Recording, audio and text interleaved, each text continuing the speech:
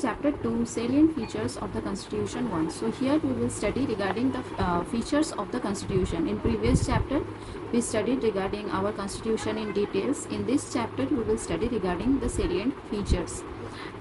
So our Constitution has established a democratic society. In the previous chapter itself, we studied that our Constitution, it has made the society, the Indian society, a democratic one, where there is justice for all, irrespective of their social or cultural background. It has many salient features, some of which are given below. So some selected important salient features are mentioned here. So first is single citizenship. The Indian Constitution provides for a single citizenship. This means that all the Indians, irrespective of the state of their domicile, are the citizens of India. That means you may belong to any state, but that does not mean that you are the citizen of that particular state. In fact, you are the citizen of India. This is unlike the system prevailing in the USA. In USA, what happens? There is a dual citizenship. Means the person belongs to the state also, means he is a citizen of state also, as well as the citizen of the country, where one can be the citizen of the New York state as well as an American citizen, but that is not the case in India. In India, a person born in Punjab or in Kerala can only be a citizen of India and not a citizen of the state of their domicile as well. So in India, what happens? You may belong to any state like Punjab or Kerala, but you do not belong, you are not a citizen of that particular state or domicile. In fact, you are the citizen of India. This has been done to ward off separatist tendencies. So why the single citizenship has been included in the Indian Constitution? To keep away separatist tendencies, so that the people do not get any kind of separatist feeling among themselves, that he belongs to that state, she belongs to this state. So this kind of separatist tendency should not be there in among Indian people. They should feel that they belong to one single nation, and promote fraternity and unity among the people. There should be universal brotherhood among the people. All the people should live in harmony, irrespective of the state they belong to. However, by the Citizenship Amendment Act 2003, the Government of India has decided to grant dual citizenship to all the persons of Indian origin, PIO. So, according to this act, that was the Citizenship Amendment Act 2003, the Government of India has decided to grant dual citizenship to what kind of people? Government of India has decided to grant dual citizenship to all the persons of Indian origin who migrated to other countries after January 26, 1950. That was after the declaration of the Republic, after the establishment of India as a republic. During that time, the Government of India has declared that all the persons who migrated to other countries after January 26, 1950, they are called the PIO. So these people, they will be granted dual citizenship.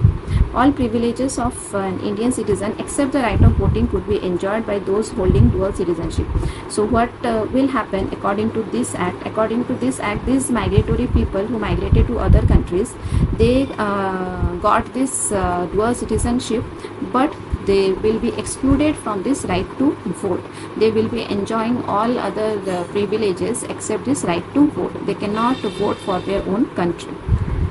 Then second feature is universal adult franchise.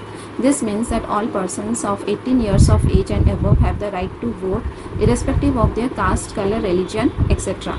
So any person who is 18 years or above, they can vote, irrespective of caste, color, religion, language. The British had provided for communal electorate. Communal electorate means separate electorates for Hindus and separate elections for Hindus and separate elections for Muslims. So this, now this communal electorate has been removed. This communal electorate was also called as separate electorate, which prevailed during the time of Britishers. The British had provided for communal electorate under the Acts of 1919 and 1935.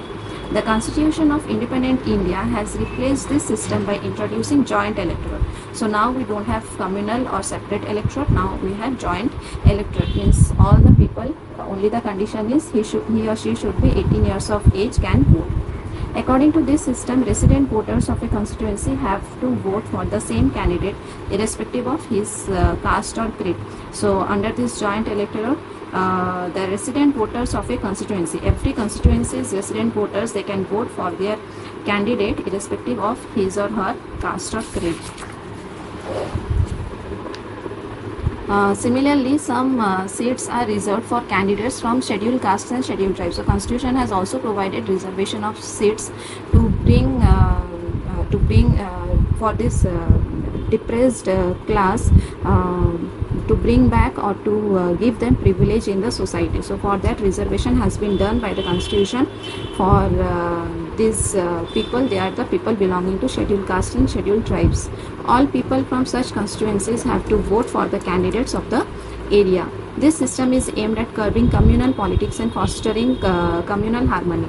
So this kind of reservation is done so that there is no communal politics. There should not be any kind of communal politics, and constitution want to start or want to initiate this communal harmony. All the communities should stay together. So that was the reason why this reservation was done. Third feature is fundamental rights. The fundamental rights are basic human rights which provide the conditions essential for the all-round development of a human being. Every person should belong that he or she has some kind of freedom in the society. So that is why these fundamental rights was conferred on every Indian citizen for their overall development. They protect people against unjust discrimination among members of the community. So these fundamental rights protect the Indian citizens from any kind of unjust discrimination from politicians, discrimination from law, or discrimination from any kind of powerful bureaucrats. So to protect the Indian citizen from any such kind of discrimination, fundamental rights was conferred.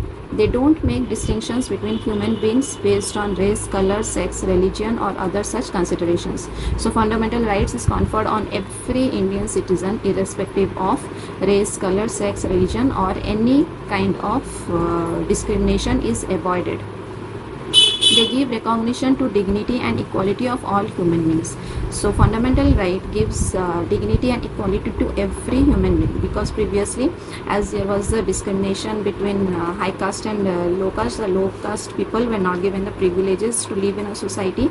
So to bring back their lost privilege, this dignity, this fundamental rights has recognized, or fundamental rights has given them dignity and equality. The fundamental rights are given in part 3 of the Constitution of India. So fundamental rights, this is important. The fundamental rights are given in the part 3 of the Indian Constitution. So these fundamental rights are classified into the following categories. The right to equality, articles 14 to 18. So these are the rights that has been conferred on the Indian citizens, and these are the types of the fundamental rights. First is right to equality, that is from article right to equality has been mentioned in articles 14 to 18. The success of Indian democracy largely rests on the right to equality of citizens. So right to equality means every citizen, irrespective of caste, creed, religion, they are given this right to equality. That means they are equal in the eyes of law. The right to equality has political, social, and economic components. So first is equality before law. Every citizen is equal in the eyes of law. Article 14 guarantees both equality before law as well as equality in protection by law. So Article 14 guarantees that every Indian citizen is equal in the eyes of law, as well as every Indian citizen gets protection from gets this protection by law, irrespective of economic status, caste, color, creed, religion, or sex. Practice of any kind of discrimination on these accounts makes it a punishable offense. So this equality before law also says that if any kind of discrimination is done on the basis of caste, creed, religion, then that is considered as a punishable offense. Article 15 prohibits discrimination on grounds mentioned in Article 14. So in Article 14 we studied that these are the rights that are given to every Indian citizen irrespective of their economic status, caste, creed, religion. So if this Article 15 says, or this Article 15 mentions the prohibitions against mentioned in Article 14, prohibits discrimination on grounds mentioned in Article 14. For example, admission to education institutions, allotment of shops, etc. have to be made without discrimination mentioned in Article 14. So these are the considerations, or these are the rights given to every Indian citizen, and this Discrimination is prohibited in Article 15. That means admission to education institutions, allotment of shops, everything has to be done without discrimination mentioned in Article 14. This ensures social and economic equality. Then equality of opportunity. Article 16 provides for equality of opportunity for all citizens in matters relating to employment in an office under the central or state government. So Article 16 says that every Indian citizen has equal opportunity of employment in any central or state government irrespective of caste, creed, religion, language, anything. It prohibits any sort of discrimination on grounds mentioned in Article 14. So again, it prohibits any sort of discrimination that is mentioned in Article 14. It allows making reservations of posts in favor of scheduled castes and tribes by passing a law. Already we studied that reservations are made for scheduled castes and scheduled tribes. So equality of opportunity also allows this reservation of posts for scheduled castes and scheduled tribes in central and state government jobs.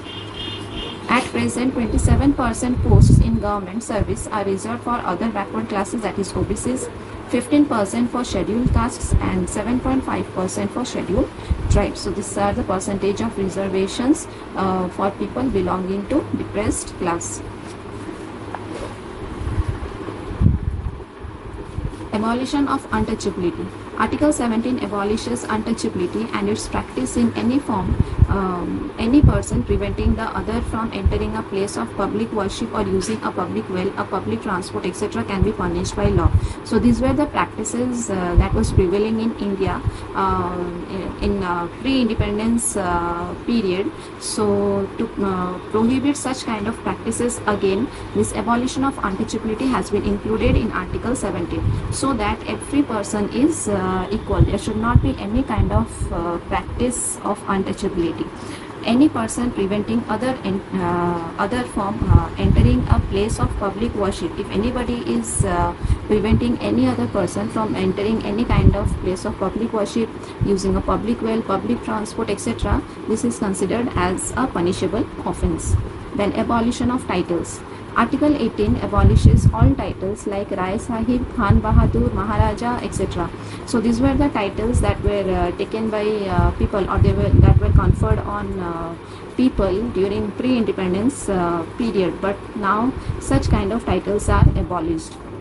These titles are considered negation of equal status for all. So these titles, they have been abolished because according to our constitution, every person has equal status in the society. That is why these titles have been abolished or removed.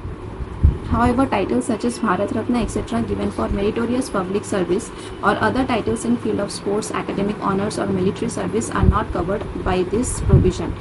These titles are prohibited from being used, but titles that are conferred due to some kind of meritorious public service or due to some kind of good qualification in the fields of sport, academic honors, or military service, like you can say engineer, doctor, or lieutenant colonel. So these are the titles that can be conferred on people because that they have got according to their own merit, not showing off any kind of status.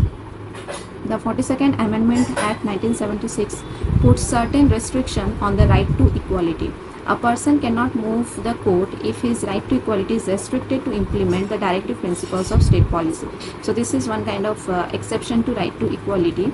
So the 42nd Amendment Act 1976 puts certain restrictions on the right to equality. A person, if this right to equality is not conferred on a person, then he cannot move to the court of law because if this right to equality is not conferred on the basis of the implementation of the directive principles of state policy. So if this right comes against the implementation of directive principles of state policy, then the person cannot move to the court of law. So this has been restricted by this 42nd Amendment Act 1976. This is the exceptional case. The next is the right to freedom, that is mentioned from Articles 19 to 22. This right is a cluster of 6 essential freedoms. So this right to freedom is actually a combination of these 6 essential freedoms that we will study now. Under Article 19, the Constitution guarantees six basic freedoms to its citizens. That is freedom of speech and expression, freedom to assemble peacefully without arms. Arms means any kind of weapons. People can gather, people can hold meeting peacefully and without the use of any kind of arms, ammunition and weapons. Freedom to form associations and unions, freedom to move freely throughout India. You can go to any part of India freely. Freedom to reside and settle in any part of India. You are free to reside or settle in any part of India of your choice. Freedom to practice any profession, trade or business. So these are the six freedoms combined to be called as right to freedom. There is no specific provision in our constitution guaranteeing the freedom of press, because freedom of press is included in the wider freedom of expression, which is guaranteed by Article 19. So there is no specific provision in our constitution guaranteeing the freedom of press. Nowhere you will see that freedom of press has been mentioned, because freedom of press is included in the wider freedom of expression. Here already we have studied that there is freedom of speech and expression, and that is included in this freedom of press. So that is why no specific mention is there regarding freedom of press, because already in Article 19 freedom of speech and expression has been mentioned. Then the constitution restricts the state from enacting laws which could curtail these freedoms. So the constitution restricts the state, puts some kind of restriction on the state from enacting laws which could curtail these freedoms. That means the constitution has restricted the state to make any kind of law that restricts this right to freedom. But at the same time, it does not mean that the state cannot make laws for the public good or for protection of interest of the trade and profession. So already the constitution has said that there is no restriction, that there is restriction on the state to make laws regarding this right to freedom, but that does not mean that the state is not concerned about the public good, or the state is not concerned about the protection of interest of trade and profession. For example, state can make the laws to prescribe certain minimum educational, technical or other qualifications for entry to a certain profession. So the state has been given freedom, or the state has given some kind of limitation that if you need to get admission to any kind of educational, technical or any kind of profession, then the minimum qualification has been made by the state. That minimum qualification has to be fulfilled. Similarly, the right to reside and settle in any part of India cannot go against the laws of a particular territory where larger national interest is involved. So these rights are actually for individual interest. But if these rights come against or is a danger to the national interest, then the state has the right to restrict this freedom. Like you have the right to reside and settle in any part of India, but if it goes against the laws of any particular territory where larger interest is involved, then the state can take action. For example, one cannot displace tribal communities. Tribal communities, they have a certain kind of area, restricted area, where people cannot go and displace them to make factories, buildings or any kind of infrastructure. Displacing this tribal community is punishable offense. So one cannot displace tribal communities and settle in their territory. Exception has been made in the case of state of Jammu and Kashmir, when only bona fide residents, bona fide means the native residents of the state, can engage in sale and purchase of land. So these are the exceptions to right to reside and settle in any part of India. You have the right, but that does not mean that you will displace the tribal communities and settle in their place. You will go against the laws of Jammu and Kashmir. You will go against the laws of the bona fide residents of the Jammu and Kashmir and engage in sale and purchase of the land. These things are restricted because here the national interest is considered, not individual interest. The limitations to this right to equality. So emergency, Article 19 can be suspended during emergency. So if any kind of national emergency occurs, like breakdown of constitutional machinery or financial emergency or any kind of national emergency, then Article 19 can be suspended. Then not absolute. The security of the state and national interest being of paramount interest. As I already told you, these are for individual interest. But when national interest comes into question, then these rights can be restricted. Reasonable restrictions could be imposed on the implementation of this right when national interest is considered. Laws of Parliament. Legislations like preventive detention. Preventive detention we will study in details after this it is there. So we will study in details what is preventive detention.